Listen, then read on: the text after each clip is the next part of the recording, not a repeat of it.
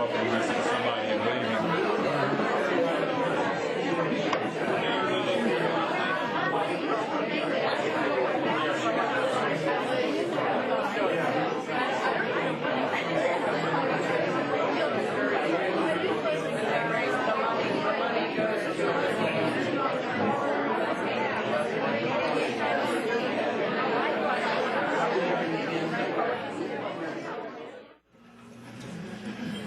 Hello, friends.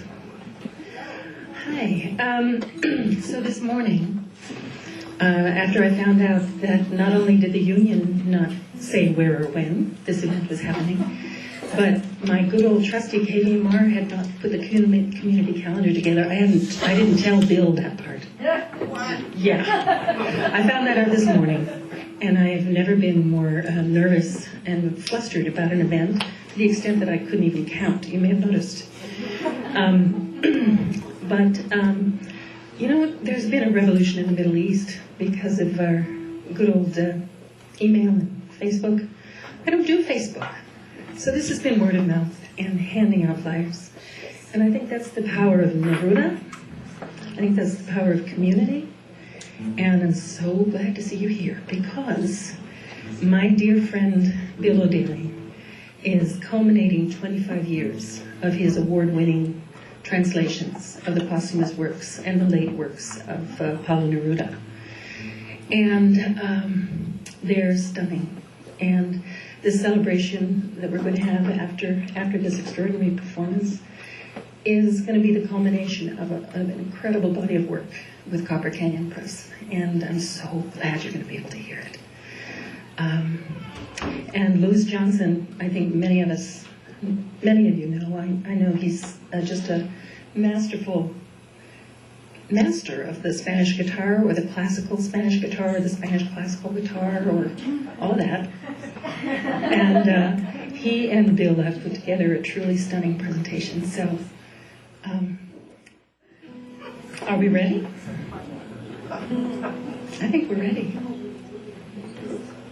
Louis V. Johnson and William O'Daly.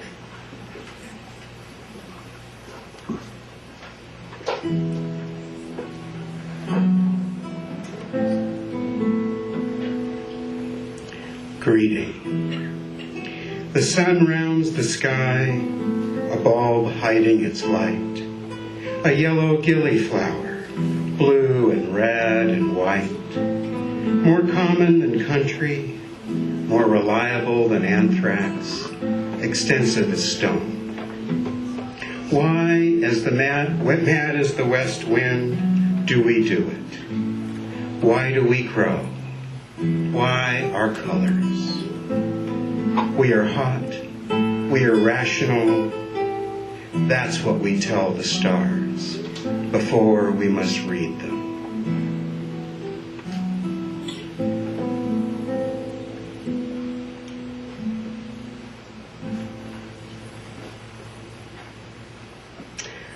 Welcome. Thank you all for coming. I'm overwhelmed. I don't know how far away you came from, but there's a lot of people here, more than live in Grass Valley. So thank you so much. Let me thank Eric Tones for the use of the space and Sierra Mountain Coffee Roasters. Very generous. NCTV as well. Both are videotaping. Keep your smile on. I'd like to thank Lorraine Webb for all that she did for this reading and for volunteering in the first place. That was courage, true courage.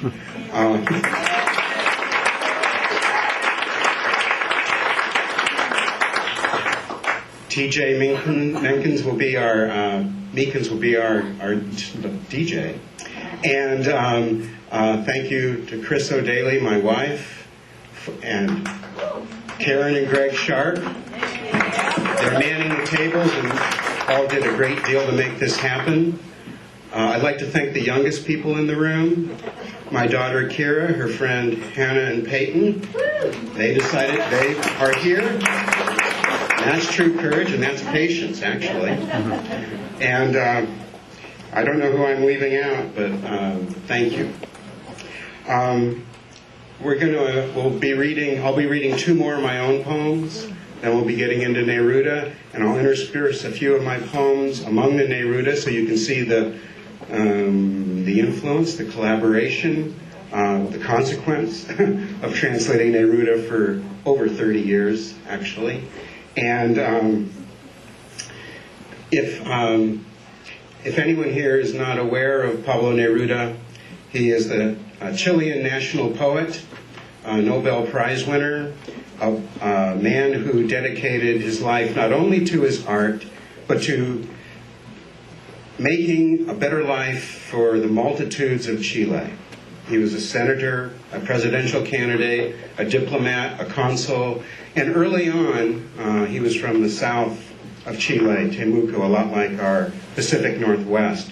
Only in his day, it was the frontier, the edge of the Mapuche territory, the Araucanians. And several things happened, including the Spanish Civil War, that got him to dedicate his life to the social political causes as well. So for him, there was really no separation.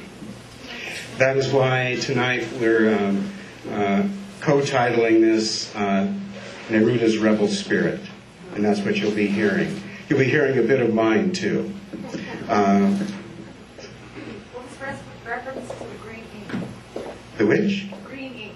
Oh, the green ink, thank you. Neruda wrote with green ink, and he was famous throughout South America for doing so. When you saw a typescript in a certain color of green ink, nobody used that but Neruda. So, and being in the South in Chile and in their version of our Pacific Northwest, everything was green. And it was always his favorite color. And in fact, whenever it started to rain, he got out his green pen and wrote, because it reminded him of his first writing experiences as a kid, as a 14-year-old, I believe. But that is the green ink. You bet. I'd like to dedicate this reading to Alex Johnson, Lou's son, who passed away in 2010. Alex was 21 years old, an incredibly talented individual. We all three performed together at the Capitola Book Cafe a few months before Alex's passing. I am so impressed. He was a poet, a musician, and although he is no longer with us, his gifts are, and they grow every day and ripple outward, a lot like the ringing of a bell. So Alex is our spiritual guest tonight, and accompanying him is Pablo Neruda. And neither takes up a lot of space physically, they both are huge spiritually. So if you feel something rubbing up against you and it's soft and close, they're with us.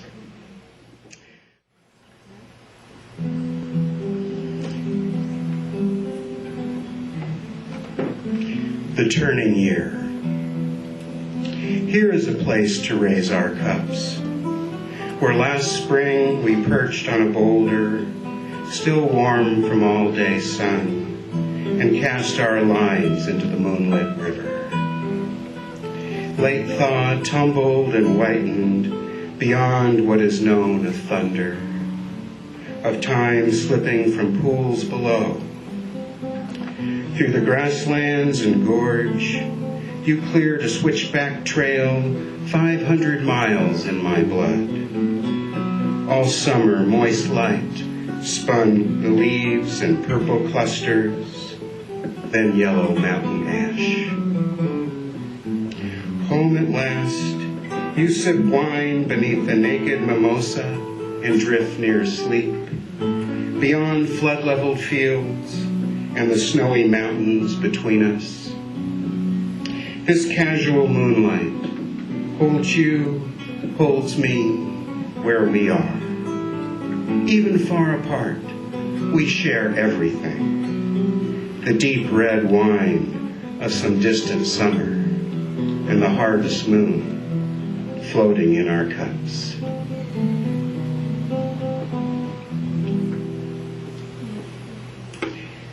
Now that was a poem that came out of a long-distance relationship, and then a few years after it was written, I began to see that it was this kind of emblematic of my relationship to Pablo Neruda. So, I mean, it may sound a little weird, but it's true.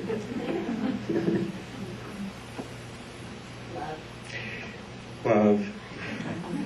This poem is after the Greek Nobel laureate Odysseus Elitis, his poem Maria Nephele.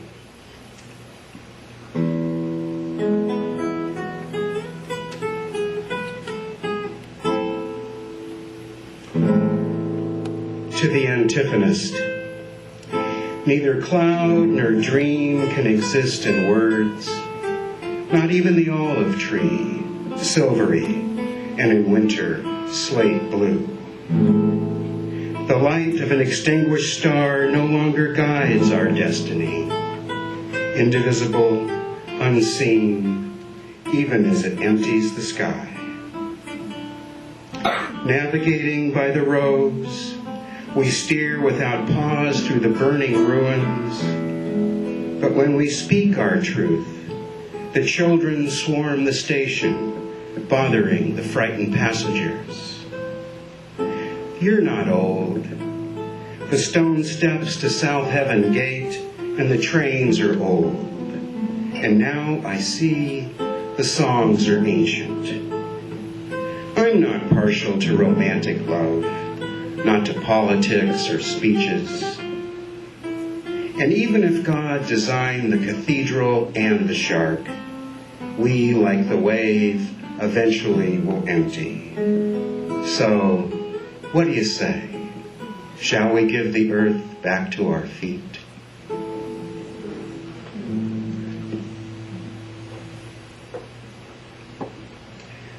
This first poem of Neruda's is from the first book I translated, which I started in 1976, when I was 3 years old. Give or take. I'm going to do this poem in Spanish and English, just to give you a sense of how, not because I'm a great speaker, but because I want to give you a sense of how I hear Neruda, the LA kid English. No titles on these, they're just Roman numeral.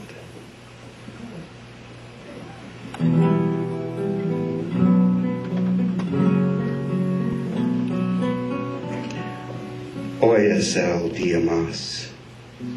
el que traía una desesperada claridad que murió. Que no lo sepan los agazapados, todo debe quedar entre nosotros día, entre tu campana y mi secreto. Hoy es el ancho invierno de la comarca olvidada, que con una cruz en el mapa y un volcán en la nieve viene a verme, a volverme, a devolverme el agua desplomada en el techo de mi infancia. Hoy cuando el sol comenzó con sus espigas a contar el relato más claro y más antiguo, como una cimitarra cayó, la oblique la lluvia que agradece mi corazón amargo. Tú, mi bella, dormir aún en agosto, mi reina, mi mujer, mi extensión, geografía, beso de barro, citara que cubren los carbones. Tú, vestidurme de mi porfiado canto, hoy otra vez renaces y con el agua negra del cielo me confundes y me obligas. Debo reanudar mis huesos en tu reino, debo aclarar aún mis deberes terrestres.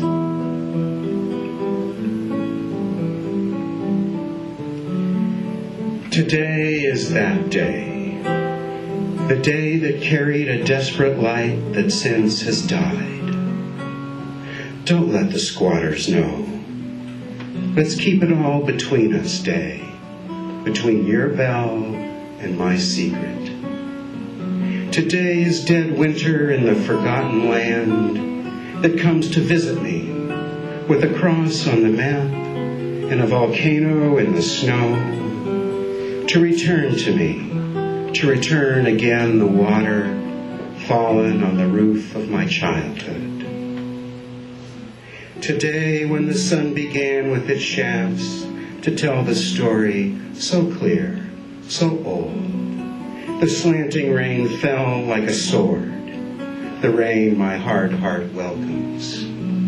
You, my love, still asleep in August, my queen, my woman, my vastness, my geography, kiss of mud, carbon-coated zither, you vestment of my persistent song. Today you are reborn again, and with the sky's black water, confuse me and compel me. I must renew my bones in your kingdom. I must still uncloud my earthly duties.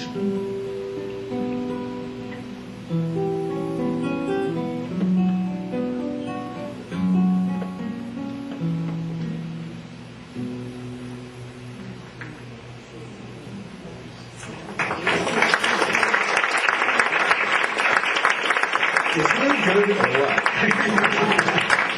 It's such an honor to read with this me. I keep saying play, and this is influence on me. But What was the Roman numeral for that poem? one. First poem in the book. It's beautiful. Well, thank you very much. Thank you.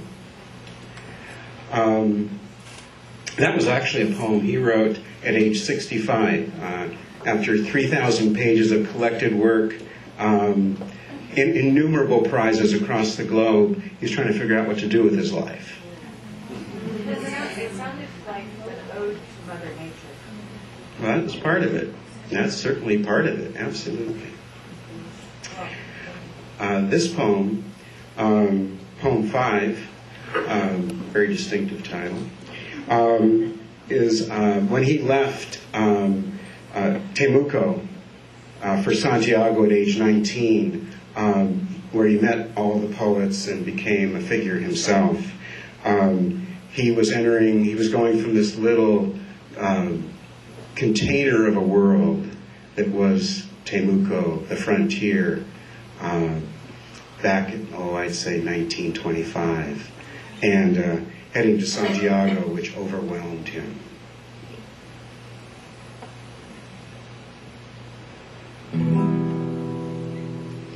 And then others arrived. VIPs, surveyors, contemplative Chileans who built the damp houses in which I grew up, and who raised the Chilean flag in cold that it might freeze, in wind that it might cry, that it might live, in hard rain that it might cry.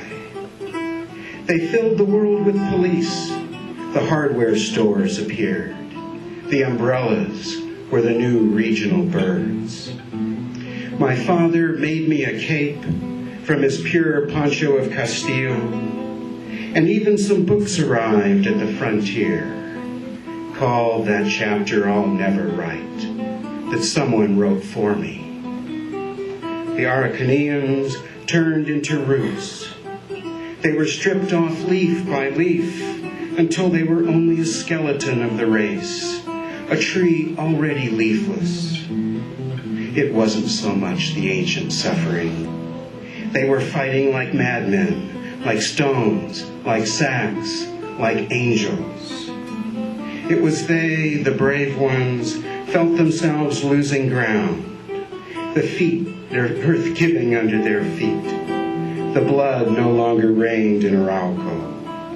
The kingdom of theft had arrived, and we were the thieves.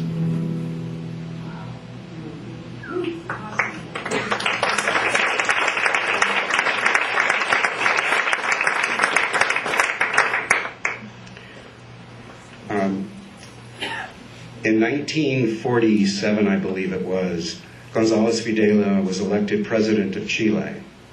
He was elected on a populist ticket. He was a socialist, member of the Socialist Party, and he represented, they thought, the miners and the farm workers, railroad laborers, the poorest of classes.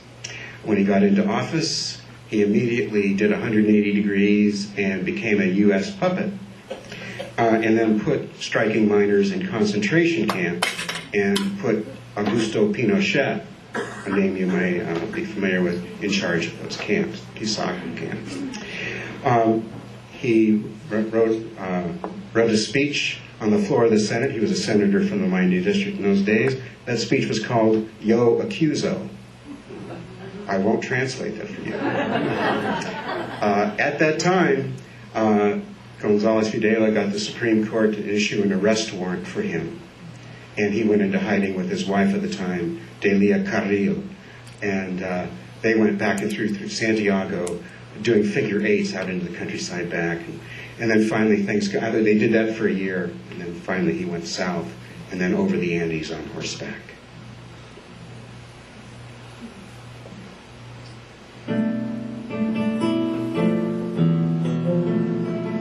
Returning.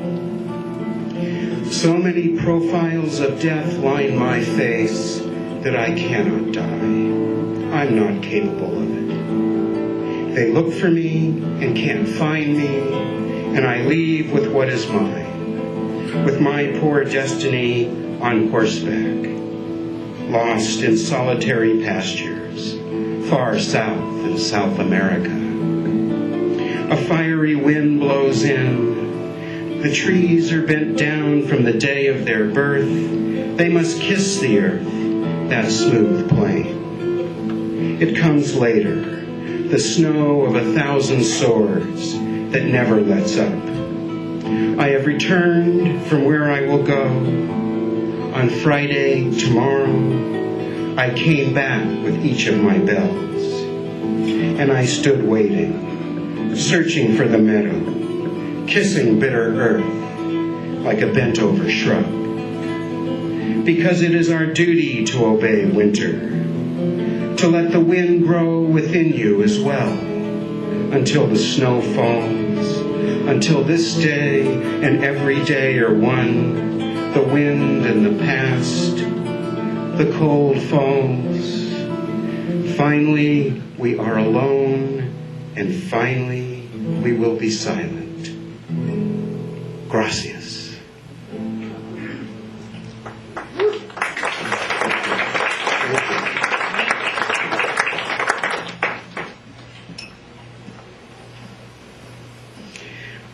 Neruda had a very conflicted view of war.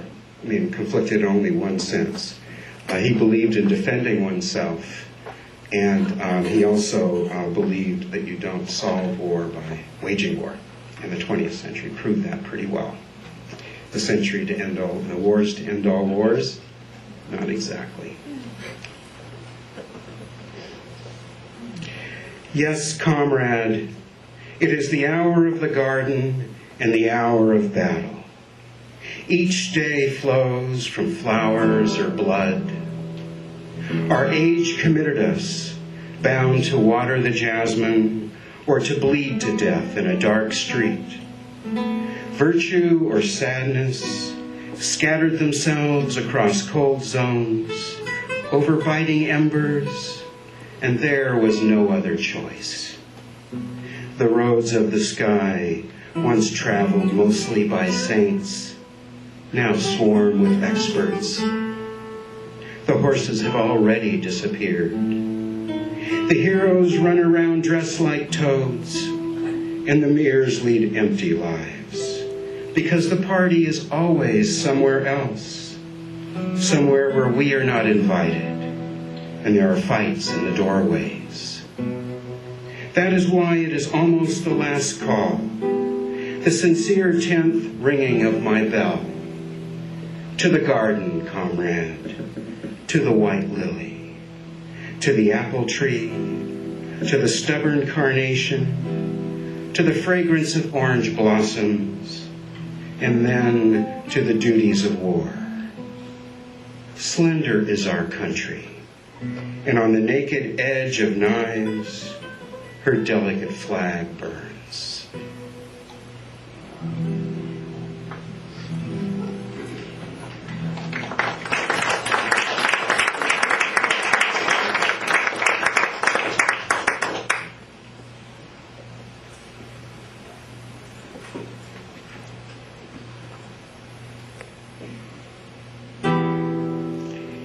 If each day falls inside each night, there exists a well where clarity is imprisoned.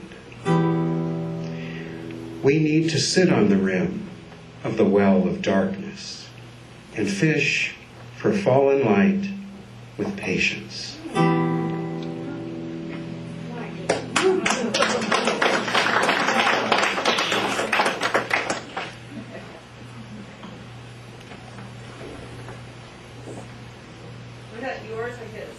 That was his. Whenever you see me reading, I meant to say, whenever you see me reading from this, that's me. Whenever it's from one of these books, Tom Pablo. But either way, tonight it's yours. It's yours.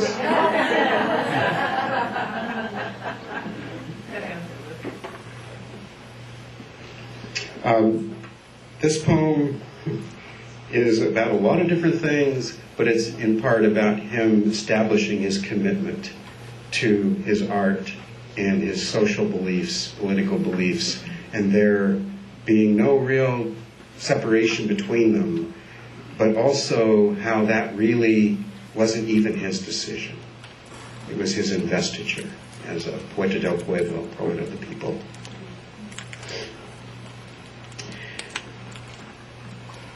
Reject the lightning.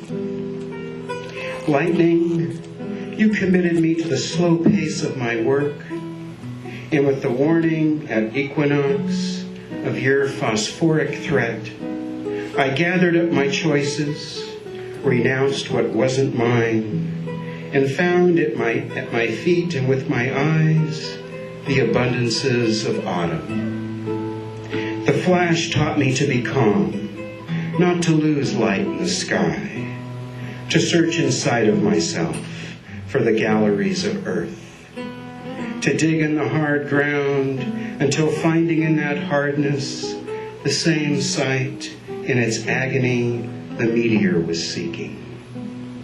I learned the velocity needed to leave it in space, and to study my slowness, I formed a frivolous school like a coterie of fishes whose daily glide and turn develops between threats.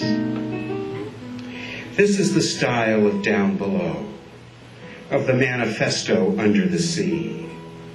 And I do not believe that I'll ignore it because of some damned law, each with its flashing signal, with what it had in the world. And I turn toward my truth because I am lacking a lie.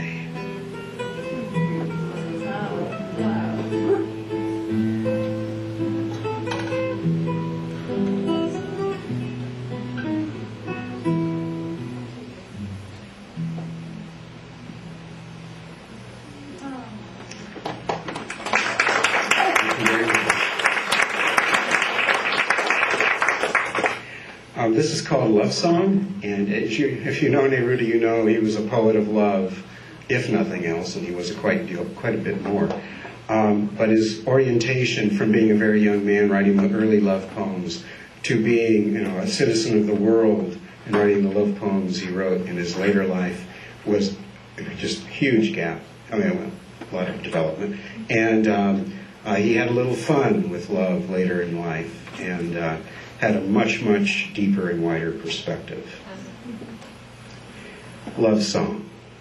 I love you is my song, and here my silliness begins. I love you, my love. I love you, my wild grapevine. And if love is like wine, you are my predilection, from your hands to your feet. You are the wine glass of hereafter and my bottle of destiny. I love you forward and backwards, and I don't have the tone or timbre to sing you my song, my endless song. On my violin that sings out of tune, my violin declares, I love you. I love you, my double bass, sweet woman, dark and clear.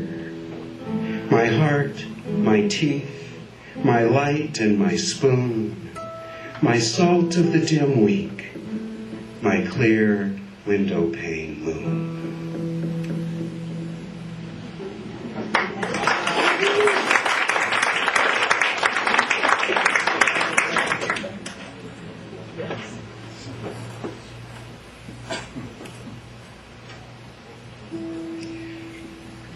When Lou called me and told me that Alex had passed, I couldn't, of course, quite absorb it. We had had a wonderful performance at the Capitola Book Cafe south of Santa Cruz. Alex had read his poem, Song of Peace, I believe, and Lou had played, and it was just gorgeous. And then I came on, and it was just a glorious evening, but I got to hear just how talented Alex was. His work still is, and all I could do is write this poem, and came out very quickly. Sent it to Lou, and then about a month later, I just revised it slightly, and this is what it is. It's not an elegy, and it's not a eulogy, but it is an ode to creativity, in particular to Lou's guitar.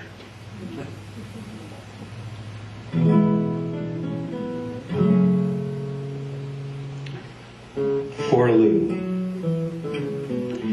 And so we go. Our hearts and minds aspire in dew and in sunlight, open on song. We come home to the vital moon, our fingers picking and falling across luminous strings, each discovered chord, every rest and bridge the last. All of it, the little things confuse and steer us, the asynchronous oaks, chromatic evergreens, swaying beside a high mountain road. We lose our borders, the white sands where we might dream, returning the sound to the original key. Adam's calm acceptance of his fate, Eve's once perfect teeth. Beyond the floating clouds, a silent hummingbird sails on icy currents of grief. Soon everything is then and gone. Everything will be and is. And tomorrow lives underground, with no aim but to inspire the first breath. Every day the dogs of defeat shall forgive us, and when night settles, we surrender to our lives. Sip the compassion of our brothers and our sisters in a wine glass, and keep the most bittersweet kiss of our lover a little longer, before we are able to cry again. We honor stone, the indelible storm, green tanager, prelude to our happiness. The wind loves and leaves, inland souls on a late bus discover the purpose of wings, knowing the pure energy bequeathed by the young one and the many who compose and sing, who in memory invoke what they give.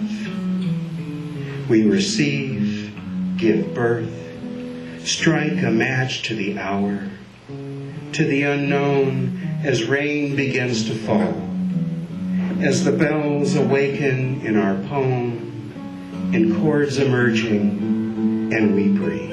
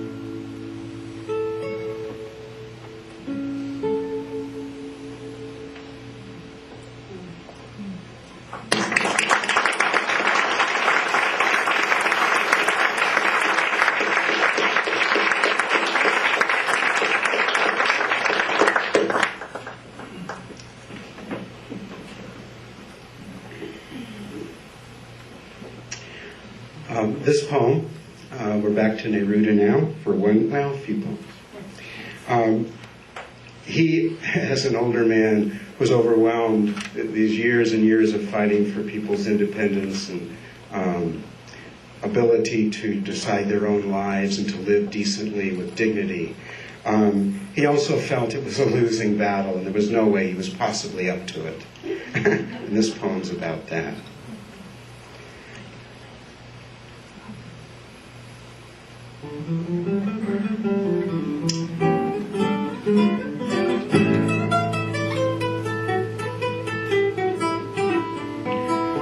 For all to know. Someone will ask later, sometimes searching for a name, his own or someone else's, why I neglected his sadness or his love, or his reason, or his delirium, or his hardships. And he'll be right. It was my duty to name you, someone far away and someone close by. To name someone for his heroic scar, to name a woman for her petal, the arrogant one for his fierce innocence, the forgotten one for his famous obscurity. But I didn't have enough time or ink for everyone. Or maybe it was the strain of the city, of time, the cold heart of the clocks, that beat interrupting my measure. Something happened. I didn't decipher it. I couldn't grasp each and every meaning. I asked forgiveness from anyone not here. It was my duty to understand everybody, becoming delirious, weak, unyielding, compromised, heroic, vile, loving until I wept, and sometimes an ingrate. A savior entangled in his own chains, all dressed in black, toasting to joy. Why describe your truths if I lived with them? I am everybody and every time. I always call myself by your name.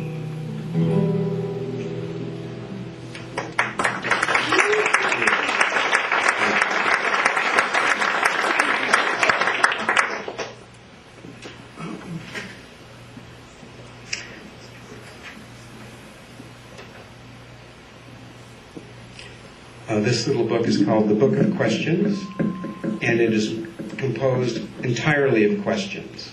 Entirely. Usually a couplet, 4 couplets to a poem, no titles. Anyone who has the answer to these wins a free trip to Santiago, Chile.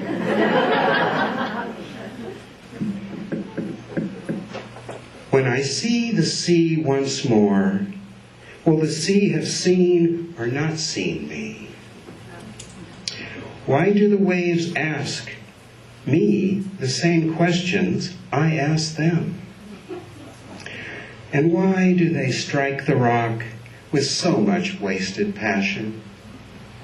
Don't they get tired of repeating their declaration to the sand?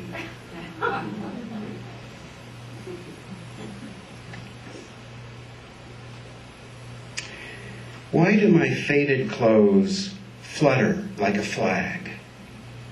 Am I sometimes evil, or am I always good? Do we learn kindness or the mask of kindness? Isn't the rose bush of evil white, and aren't the flowers of goodness black? Who assigns names and numbers to the innumerable innocent?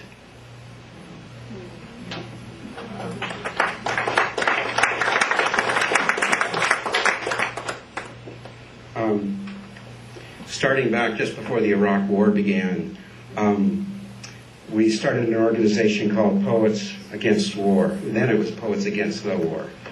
Became Poets Against War later. I'm a board member of that organization.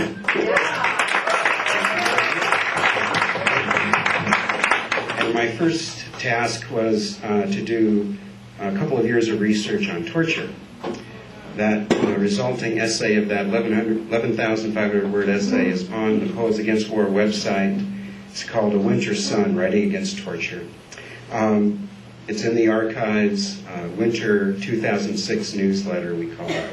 But there are over 35,000 poems on that website, all of them dedicated to revulsion and prevention and stopping of war. This poem came out later. It's called The Flag is Burning. And it began to occur to me after doing all this research and working with my companions, Sam Hamill and Martina Spada and several others, and receiving this treasure of poetry that we had never anticipated in a million years. I began to think that, well, you know, what are the roots of war? And among the roots of war is certainly what I would summarize as saying something in our daily lives, actually. When we treat the trauma of others as an abstraction, that's the beginnings of war. The flag is burning.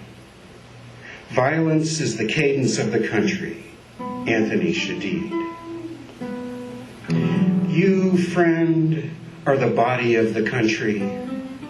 We are the body burning in the street. Blue thread unraveling, our eyes opening against the sky. Can you see the child running, the mother shrieking on her knees, reaching for the soldier aiming? What is smoke and what is glory? Whose village is burning there, and today whose sword grieves? Snow kisses the blistered arroyo in an ashen dance, and a dervish inhabits the green occupation, the shrapnel-littered ruins, and the hanging gardens of Providence and Cheyenne. In Pierre, your stars surrender their white, the stripes their parallel lives, curling over Hadatha and Homer entwined. What is the warm rain that penetrates the prairie, the clothes and walls and pillows spattered crimson, the tundra melting in the heat? You are burning in Harrisburg, its steeples converging on a phosphorus sky.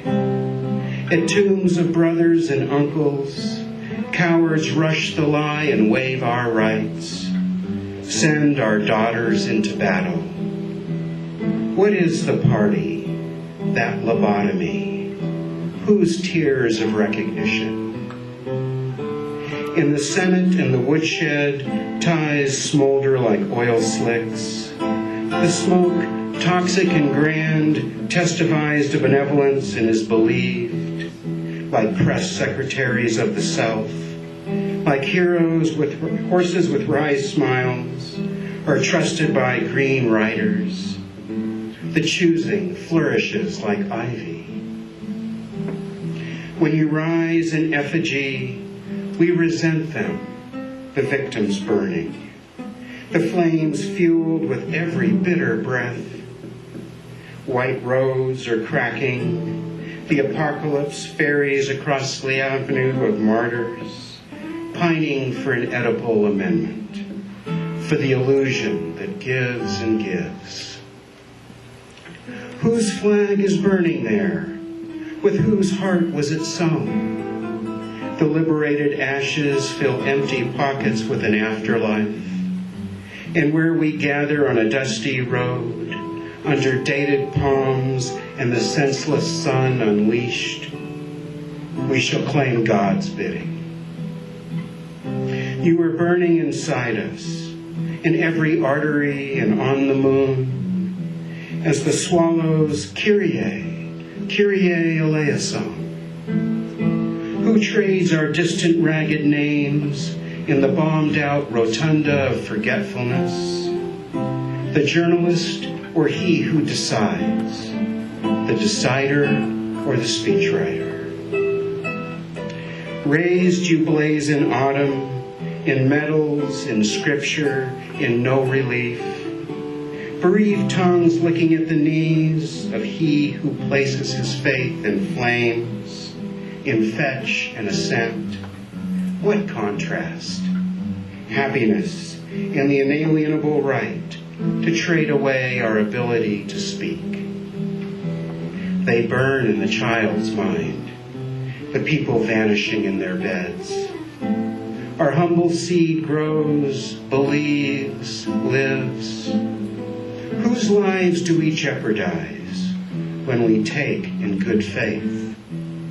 Hands and feet are flaring. What we squander coils in the blood, survives in that child's eyes. You rage, and the raptor is turning to gold. But desire is what remains in the purple mountains, without parades or stolen blood or embassies of cloth.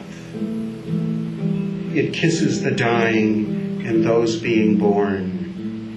In its shadow, the living congregate. Salute the dead. Wave goodbye. Did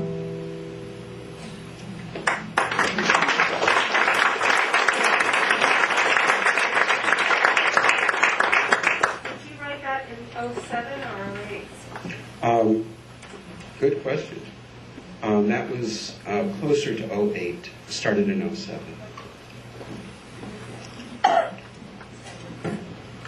Okay.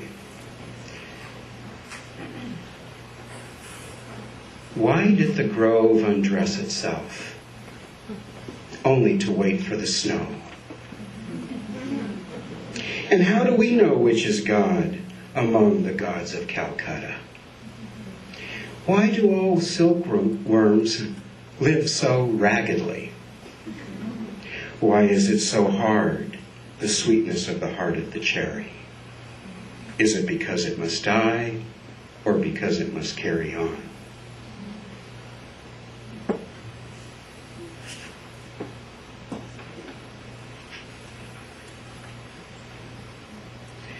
Who works harder on earth, a human or the grain sun?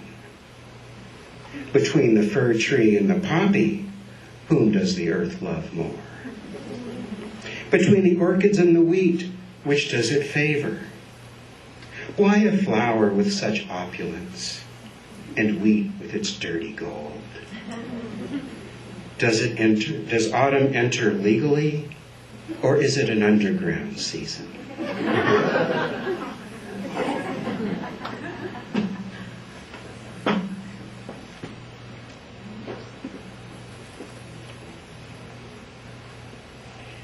We'll read from 2 more books, and then I'll finish off with a short poem of my own. This book, The Hands of Day, there was a 15-year hiatus between my publishing Book of Questions, which I did in '91, and the publication of this book. I worked on other projects, a historical novel based on the Chinese Cultural Revolution with a Chinese gentleman, Han Ping Chen. And then I thought I was done with Neruda. I really did. And then Chris, my wife, she listens to me talk, and I had looked at these last 2 books, The Hands of Day and World's End, Las Manos del Dia and Fin de Mundo, and I'm going, boy, these books are incredible. What was I thinking? I just didn't have my chops or the maturity in those days. And she goes, well, you aren't done with Neruda. I said, yes, I'm done. I'm done. No, you're not done. And Chris, she was right. So, Hands of Day and World's End were published in 08 and 09, respectively. In part, thanks to Chris.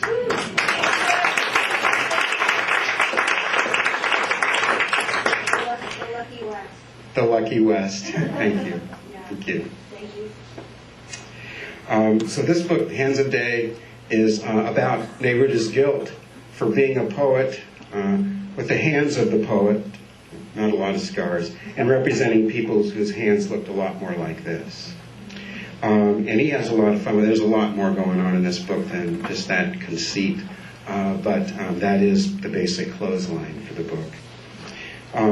In this poem, Star in Daylight, is again about him renewing his pledges and about a good deal more.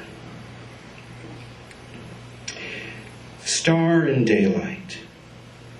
O sun full of fingernails, animal of gold, bumblebee, sheepdog of the world, forgive our going astray. We have arrived, we return, we are ready, waiting all together in the corral of day. Say we disobeyed that night, say we left it to the sleep of the moon to solve the morning and the planets. Say we withdraw into ourselves, into our own skin, hungry for love and a meal. We again are here in the sheepfold, obeying your long spatulas of light, your fingers that reach into everything, your cohabitation of seeds. Soon everyone set about moving, hurrying. Citizen, the day is short, and there the sun is like a bull kicking in the sand. Hurry in search of your shovel, your lever, your kneading trough, your thermometer, your whistle, your paintbrush or your scissors, your plaster, your freight elevator, your political bureau, your potatoes at the market. Hurry, ma'am, hurry. Mister, over here, this way. Put your hands to good use.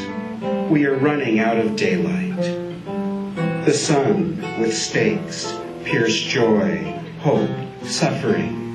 It traveled from one side to the other with its rays, parceling out, attributing lands, and everyone has to sweat before it leaves with its light for somewhere else to begin and begin again. While those on this side remained motionless, sleeping until Monday morning.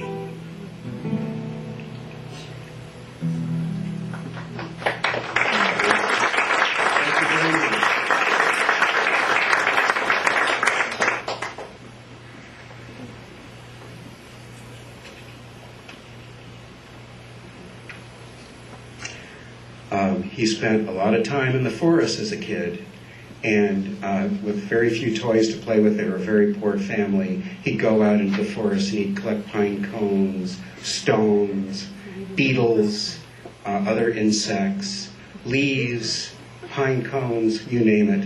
He'd shove these things in his pocket, and he'd go home and go into his room. He'd pull this stuff out of his pocket and throw it across the table, and all the beetles would go scurrying, and his mother would be horrified. A beetle. I also went to the beetle and asked him about life, about his customs in autumn, about his linear armor. I searched for him in the lost lakes, in the dark south of my motherland. I found him among the ash of the rancorous volcanoes, or climbing from the roots toward his own darkness.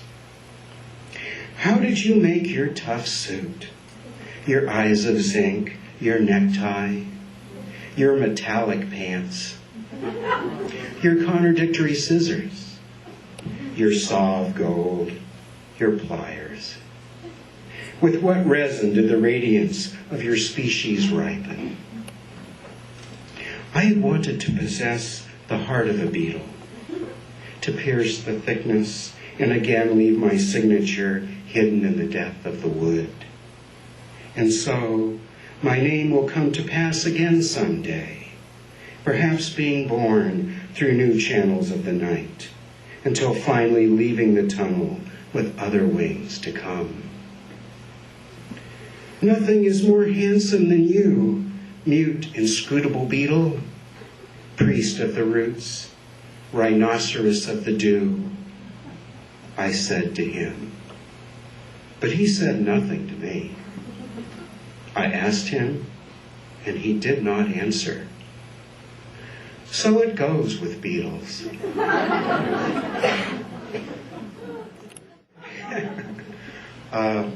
It's the second long poem that he wrote, the first one being Canto General. And all the late books actually are long poems in their musical weave and their thematic flow and development. People don't know that. They don't look like it necessarily at all. They look like individual poems often. But this book is definitively a long poem in a traditional sense. And it was about his disappointment in the 20th century. Again, with all those wars to end all wars. And so much going on, and his own mistakes in terms of what he believed in. He owns it all in this book, to his critics' chagrin. So they ignored it and said, yeah, well, he's still whatever. But the force of self-honesty in this book is staggering. My Spanish language editor, he called me one day. Music in this book is pretty good too, in the original at any rate. And he called me one day and hey Reed, how's it going? He goes, well, pretty good, Bill. I was reading, but I almost drowned last night, he says first. I almost drowned last night. And I said, Reed, what happened? And he said, well, I was in the bathtub. And I was reading the original of, Fin de Mundo, World's End. And I was just going to read a little bit of it in preparation to edit your manuscript. And I just stayed in the tub, and pretty soon I realized the water was up to my lower lip and half the book was soaked. It's mesmerizing, man. It's mesmerizing. So, that's the original. This poem, Swell in 1968 Pacific Ocean, is, again, the threats he's seeing coming at Chile. This is, written in 1969. Actually, it took him a year and a half to write, and it was a very difficult year and a half. He stopped in 2 days in July of 1969, July 5th and 6th, I believe, stopped writing this book. And in 2 days wrote this book. Did not sleep. And he needed a relief from this monster to do this beautiful little book of sad intensity. His farewell to the Chilean people and his readers.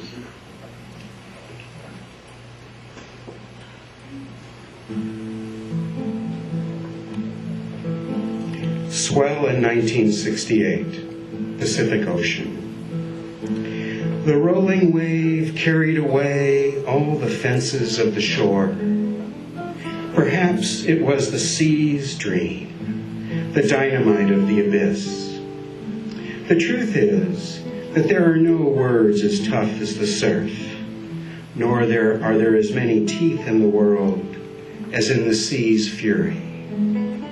When the diadem of the sea entangles and its shields intensify and the towers rose up, when it gallops with the feet of 1,000 million horses, and the enraged head sticks to the stone of lightning, cling to God, my soul, the little fisherman says, beating his wet chest so as to die a painless death. Contorted sea, bitter turtle, murderous array, octave of war tuned to death, piano of carnivorous teeth, today you tore down my defenses with a petal of your fury. And like a crackling bird, you sang on the reefs. Here is the sea, say the eyes, but one must wait a lifetime to live it unto death. And it awards you a storm with 4 drops of granite. On Punta del Terreno I walked collecting salt on my face, and from the ocean in my mouth the hurricane heart. I saw it explode high as the sky, biting the sky and spitting it out. In each gust arrived the armaments of a war, the tears of the whole world, and a train packed with lions. But that still was not enough, and it demolished everything in its path, hurling onto the stone a rain of cold statues. O firmament of the slab, O seething stars of water, O wave of rancor, said I, watching the beauty of the whole sea in disarray, in a pitched battle against my motherland, shaken by an inexorable tremor and the intentions of the foe.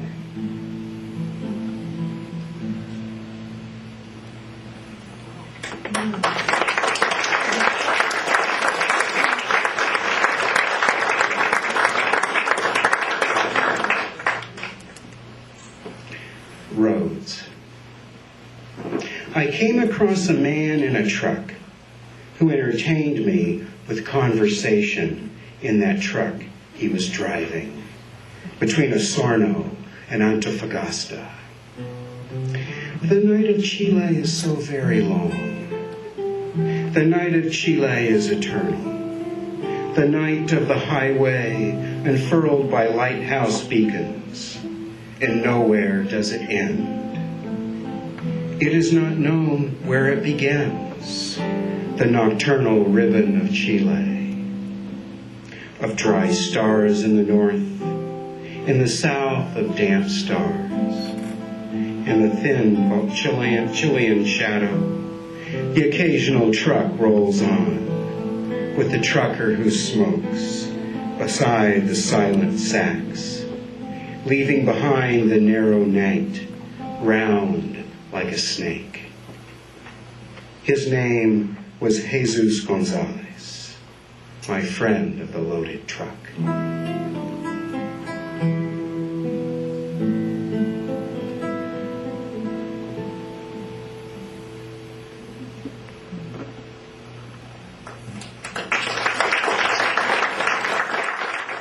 Bees too. There is a cemetery of bees there in my land in Patagonia, and they return with honey on their backs to die of so much sweetness. It is a stormy region curved like a crossbow with a permanent rainbow, like the tail of a pheasant. The falls of the river roar. The foam leaps like hair. The wind cracks and expands in the surrounding solitude. The meadow is a circle, its mouth full of snow and its belly ruddy. There they arrive one by one, a million with another million. All the bees arrive to die until the earth is covered in great yellow mountains. I will never forget their fragrance.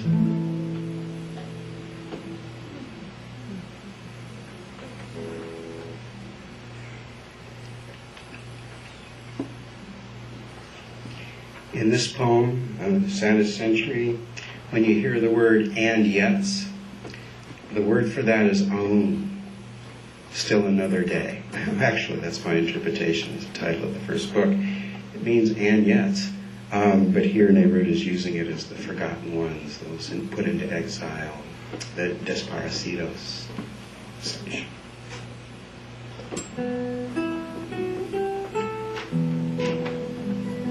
Saddest century. The century of the exiled, the book of the exiled, the brown century, the black book. This is what I must leave, written and open in the book. Exhuming it from the century and bleeding it in the book. Because I lived in the thicket of the lost ones in the forest of the punishments, I recounted the severed hands, and the mountains of ash, and the separate sobs, and the eyeglasses without eyes, and the heads of hair missing a head. Then I searched throughout the world for whoever lost the motherland, carrying it where I carried their small defeated flags, or their stars of Jacob, or their poor photographs. I too knew exile, but a born traveler, I returned with empty hands to the sea that recognizes me. But others are the and yets, those still cut off, those who keep leaving behind their loves and their mistakes, thinking that maybe, and knowing never.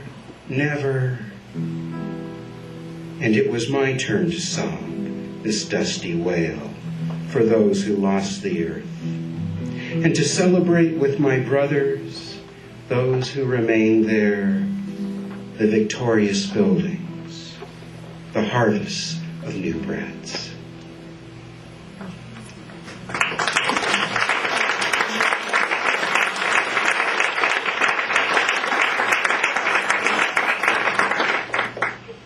To close the performance, I'd like to ask Pablo a few questions. After the Book of Questions came out in '91, in the intervening years between then and when I started Hands of Day, and even after, I received poems and manuscripts in imitation of the Book of Questions from all over the world. Poets saying, "I tried it, here you go, what do you think?" You know, it was just incredible, it was wonderful. a manuscript like that from Australia, an Australian poet named Margie Cronin, fairly incredible poet, very prolific. And I just hung back, and I didn't do that. I really should have put the questions with something else, but I went and did it. And these are questions for Pablo. How can we stop the war we declare with our silence? When crickets pack their bags, for which planet do they depart? Are we able to wake the earth, speaking only with one another?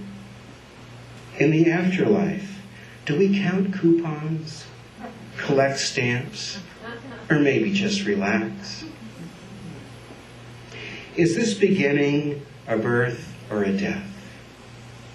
Why, in winter, does the scarecrow sweat? Where does it reside, the poem not written? Is it a corral of lies or a single iris? Where can we go inside ourselves? Does the rose greet you with its mouth full of blood? Do you fear what you love, unlikely sea, conflicted star? Was it a smile or a wound that devoured you? In the red temple of dung, to whom do the swallows pray? Why do the green gourds rattle in the summer garden? This afternoon, who hammers the distances into shape? Heart of our hearts, who are you? Who am I?